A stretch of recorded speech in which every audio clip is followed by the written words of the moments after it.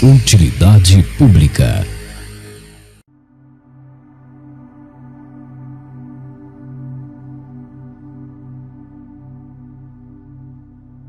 Tem gente que só descobre quem é depois de ser destruído por alguém que dizia amar.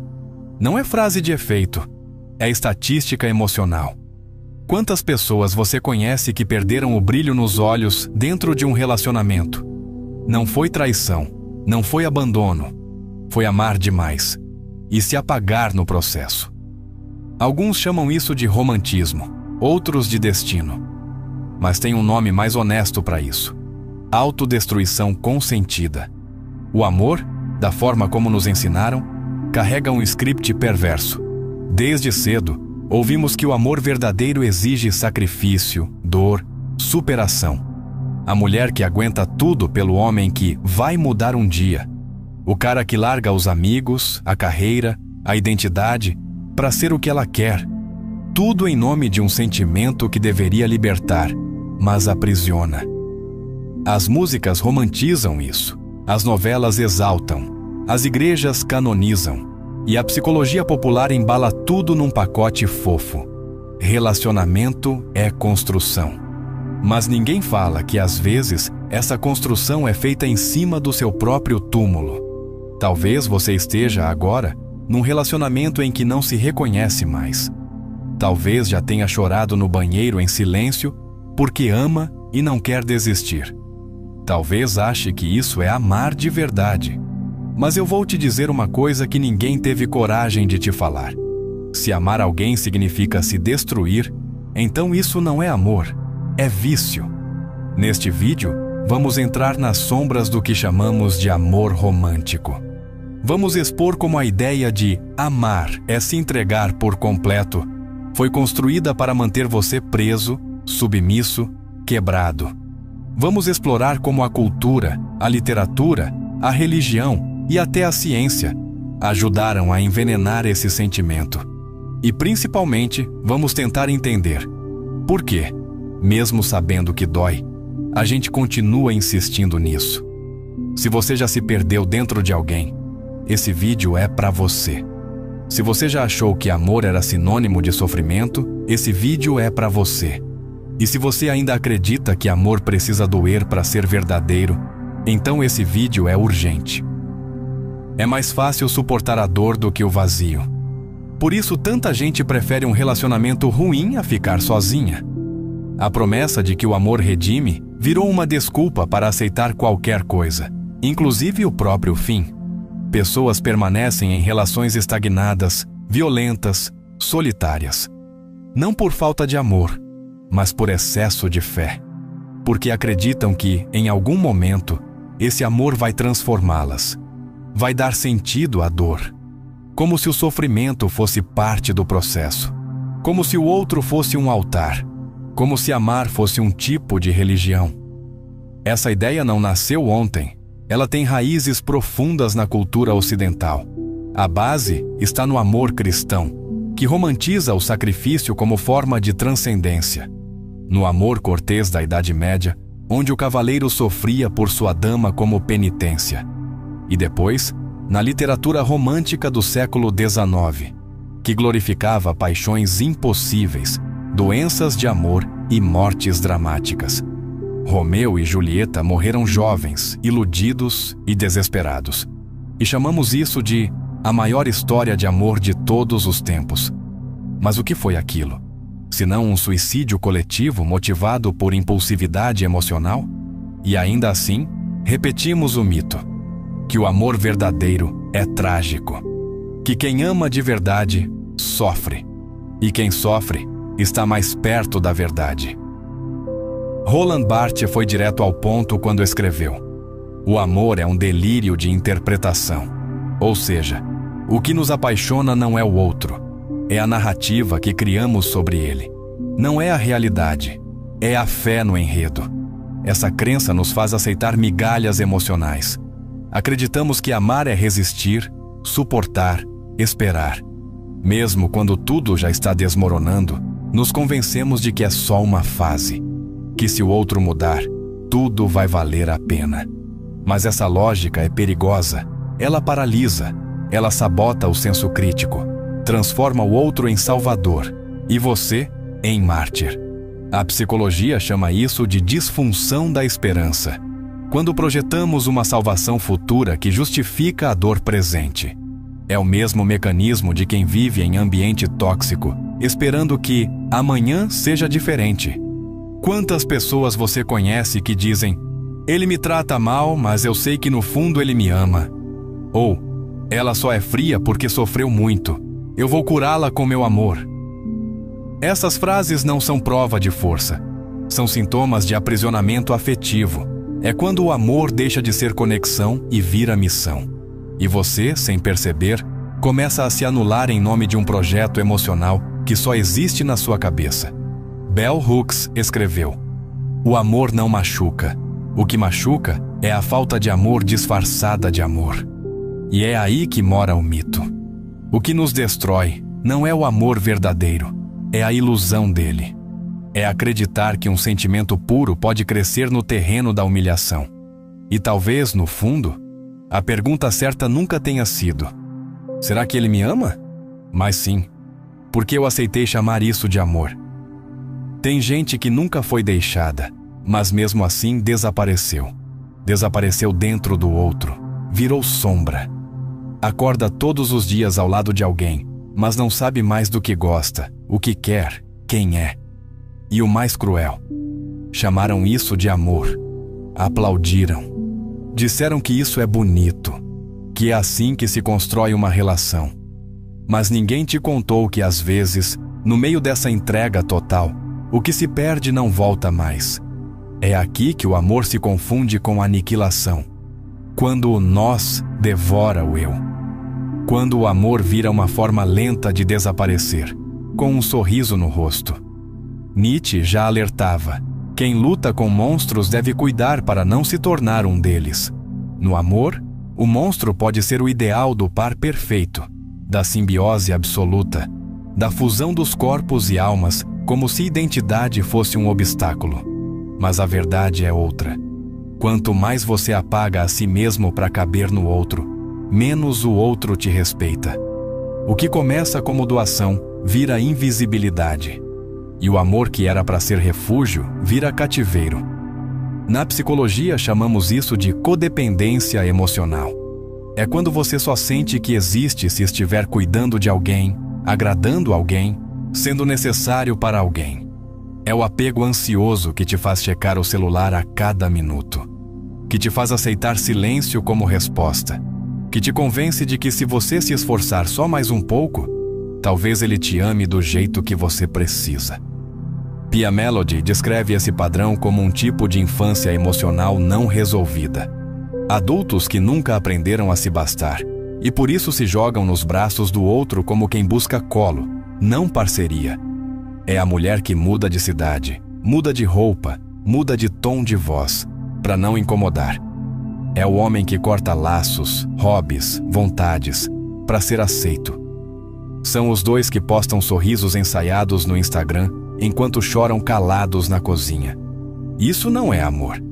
É desespero travestido de romantismo.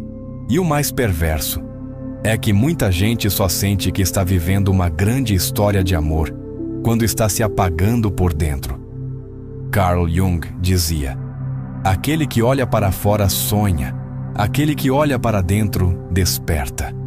No amor, olhamos tanto para o outro que esquecemos de olhar para dentro. E assim, a gente vai se esquecendo, desaprendendo a viver sozinho, desaprendendo a ser inteiro. Porque o amor, quando é vivido como fusão absoluta, exige que um desapareça para que o outro brilhe. A gente ouve que o amor é feito de concessões, mas ninguém diz que algumas concessões custam a própria alma. E às vezes, o verdadeiro abandono não é ser deixado, é se deixar. É acordar um dia e perceber que tudo o que você era foi diluído na tentativa de ser amado. Você já se perguntou se realmente amou aquela pessoa, ou se apenas amou o que ela te fazia sentir sobre você? Muita gente não se apaixona pelo outro, se apaixona pelo reflexo, pelo que o outro ativa. status, validação, segurança, orgulho, pelo papel que o outro representa, e não pela pessoa real. É aí que mora o auto-engano mais perigoso do amor, porque ele se disfarça de entrega, mas é puro egoísmo. É uma paixão travestida de generosidade, quando na verdade tudo gira em torno de si. Erich Fromm, em A Arte de Amar, disse: a maioria das pessoas vê o problema do amor como o de ser amado, não o de amar. Ou seja, o foco está em atrair, seduzir, conquistar, e não em conhecer, cuidar, permanecer. É por isso que o amor romântico, da forma como foi estruturado socialmente, é quase sempre narcisista. Não busca reciprocidade, mas confirmação. Não quer ver o outro como ele é, mas como você precisa que ele seja.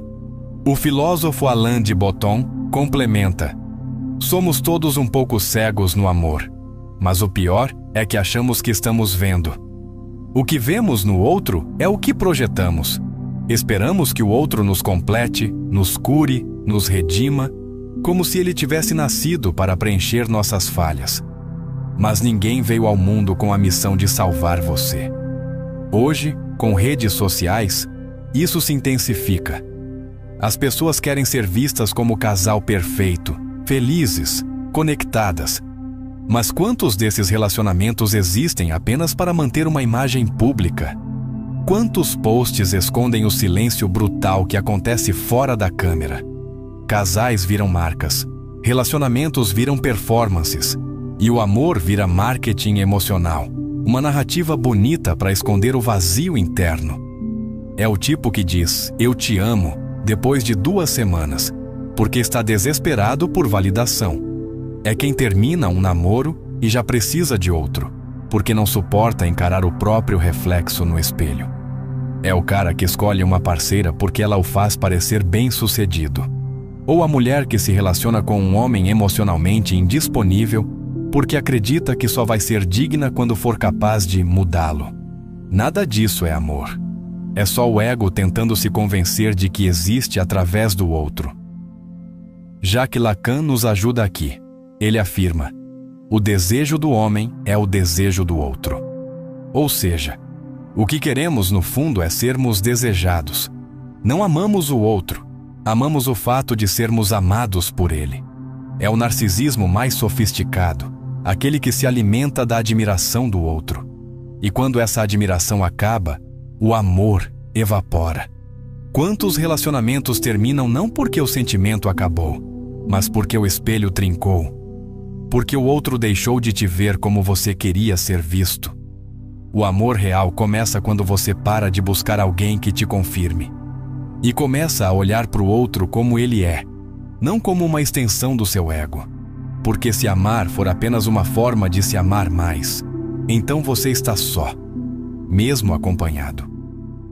Você sabe quando uma pessoa está emocionalmente perdida?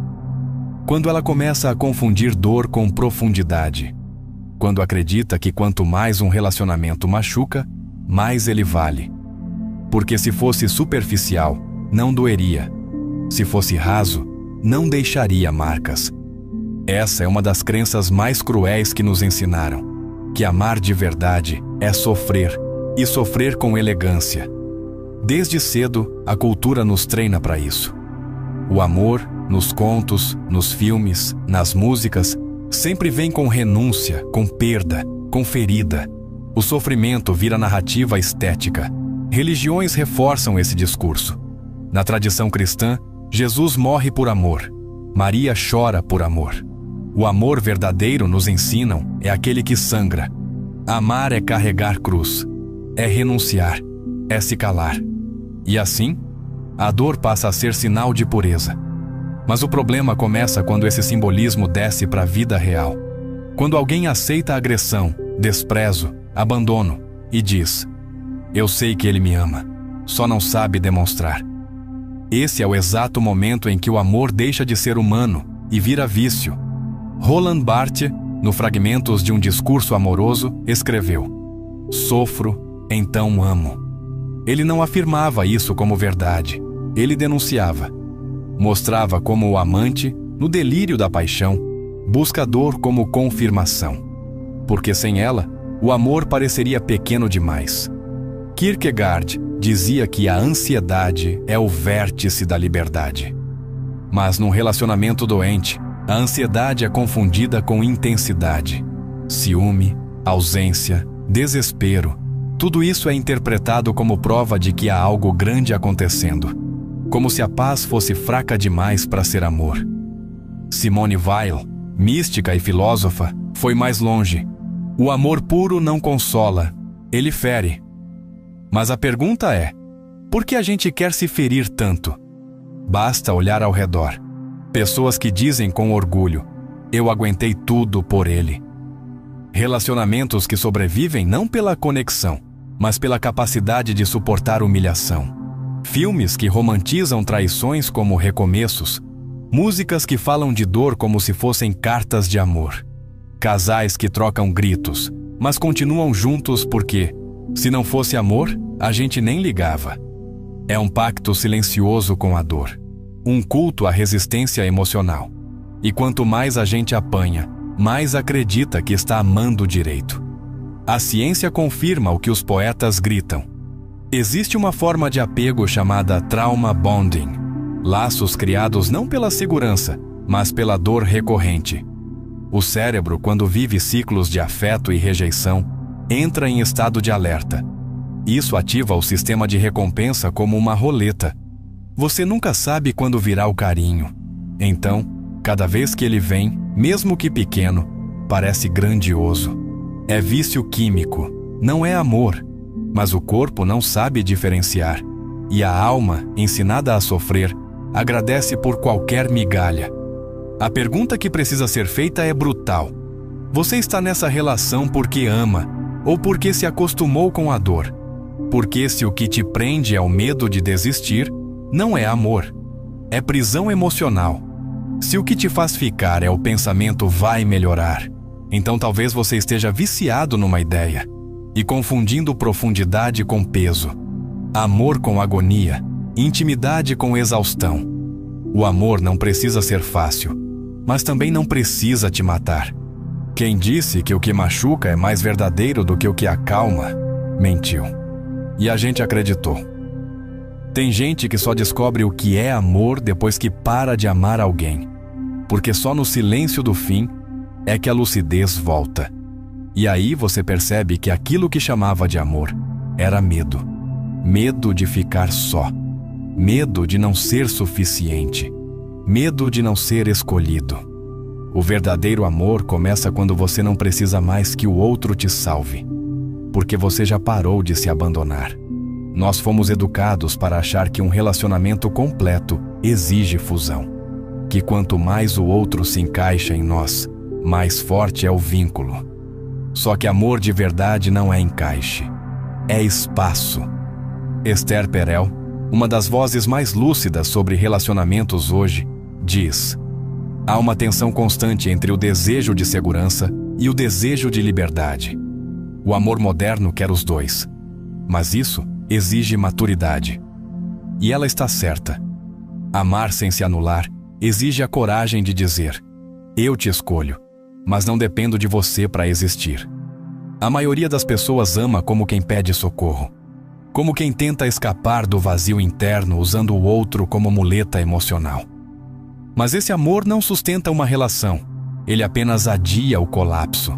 Quando o amor é maduro, ele não vem da carência, vem da completude. Você não ama porque precisa.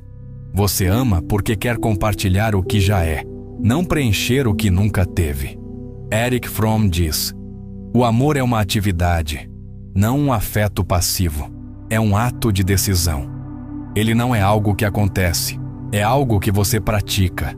E isso só é possível quando se conhece a si mesmo, quando já não se dobra por qualquer toque. Zygmunt Bauman fez um alerta duro sobre o amor líquido. Nossos relacionamentos são frágeis porque temos medo de que se tornem armadilhas. E por medo, eles já nascem quebrados. Ou seja, para amar de verdade, é preciso não apenas coragem, mas estrutura interna. Amar sem se dissolver exige trabalho diário, limites, escuta, verdade. E talvez Sartre tenha dado a resposta mais brutal: o inferno são os outros. Mas ele não estava falando do amor, estava falando da dependência. Quando o outro é seu reflexo, sua bengala, sua razão, ele vira prisão. Não é sobre contos de fadas, é sobre relações reais. Casais que se separam por um tempo para se reencontrar com quem são, e depois voltam melhores. Pessoas que aprendem a dizer não dentro do relacionamento, e com isso constroem respeito. Amores que permitem silêncio, discordância, crescimento individual. Porque não há paixão que sobreviva ao sufocamento da alma.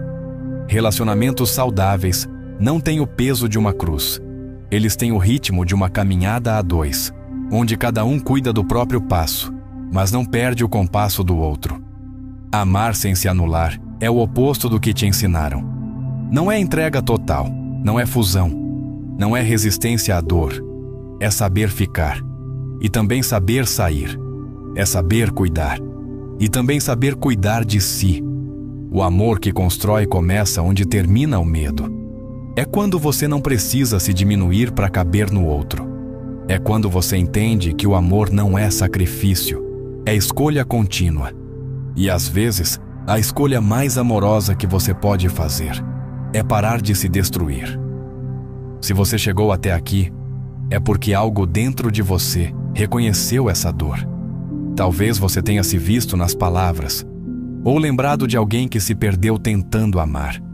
E se isso tocou em alguma parte sua, então esse vídeo já cumpriu o seu papel. Criar esse tipo de conteúdo exige tempo, estudo, escuta e, principalmente, coragem. Coragem de dizer o que muitos preferem calar. Coragem de abrir feridas que o mundo insiste em romantizar. E se você sente que esse canal te ajuda a enxergar com mais clareza, a pensar com mais profundidade, a sentir com mais honestidade, você pode apoiar para que ele continue existindo.